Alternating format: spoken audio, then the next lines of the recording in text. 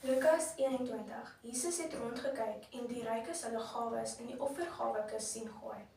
Hy sien toe ook 'n arm weduwee 2 klein muntstukkies daarin gooi. En hy sê, dit verseker ek julle, hierdie arm weduwee het meer ingegooi as al die ander. Hulle het almal iets uit hulle oorvloed in die offergawekis gegooi, maar sy het in haar gebrek alles ingegooi wat sy gehad het om van te lewe. Toe sommige oor die tempel praat, oor die pragtige klippe en gewyde geskenke waarmee dit versier was, sê Jesus, alles wat julle sien, daar sal 'n tyd kom dat nie een klip op die ander gelaat sal word nie. Alles sal afgebreek word. Hulle vra hom toe, Here, wanneer sal hierdie dinge gebeur en wat is die teken van wanneer dit gaan plaasvind? Hy antwoord, pas op dat julle nie mislei word nie, want baie sal onder my op naam kom en sê, dit is ek, en die tyd het aangebreek. Moenie agter hulle aanloop nie. Wanneer julle hoor van oorloë en opstande, moenie beangs raak nie, want hierdie dinge moet eers plaasvind, maar dit is nog nie onmiddellik die einde nie. Verder sê hy vir hulle, die een nasie sal teen die ander te staan kom en die een koninkryk teen die ander. Daar sal groot aardbewings wees, hongersnode en epidemies sal op baie plekke voorkom.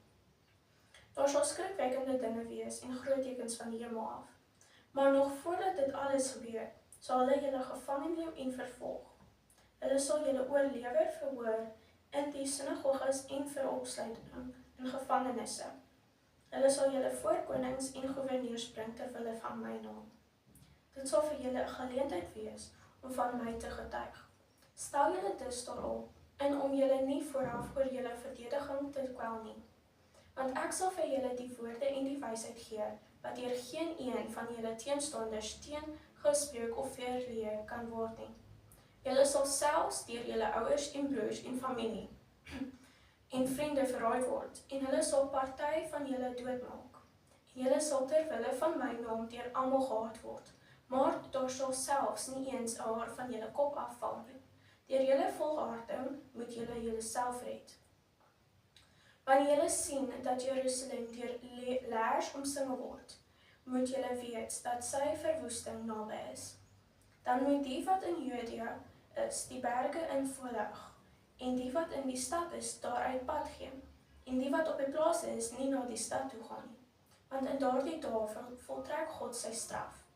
Alles wat geskrywe staan, word dan bewaard uit. Dit sal bitter swaar gaan met die vrouens wat in daardie tyd swanger is, en met die wat nog klein kindertjies het, want daar sal groot nood in die land heers, en God sal hierdie volk straf. Sommige sal deur die swaard val, en ander as krygsgevangenes, na al die nasies toe weggevoer word. Jerusalem sal deur die heidene nasies vertrek word, totdat ook hulle tyd verby is. Daar sal tekens wees aan son, maan en sterre. Op aarde sal daar radeloosheid onder die volke wees met angs vir die gebulder van die see en sy vloedgolwe. Die mense sal beswyk van vrees en spanning oor die dinge wat oor die hele wêreld aan die kom is, want die kragte van die hemelruim sal ontwrig word, en dan sal hulle die seun van die mens met groot krag en majesteit op 'n wolk sien kom. As hierdie dinge begin gebeur, staan daar dan regop en lig julle kop op, want dan is julle verlossing naby. Toe vertel hy hulle 'n gelykenis. Let op die vyeboom en al die ander bome. Sodra julle sien dat hulle begin uitloop, weet julle vanself dat die somer al naby is. Net so moet julle ook, wanneer julle hierdie dinge sien gebeur, weet dat die koninkryk van God naby is. Dit verseker ek julle, nog in die leeftyd van hierdie geslag sal al hierdie dinge gebeur. Die hemel en die aarde sal vergaan, maar my woorde nooit. Wees op julle hoede dat julle gees nie deur onmatige etery en drinkery en deur die sorge van die lewe afgestomp word nie, en dat daardie dag julle nie onverhoeds soos 'n vangnet oorval nie.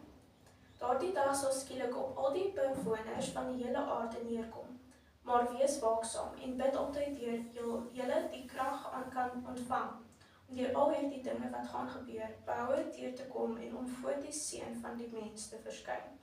Bedags was Jesus in die tempel besig, om die mense te leer, maar snags het hy uitgegaan en buite op die Olyfberg vernag.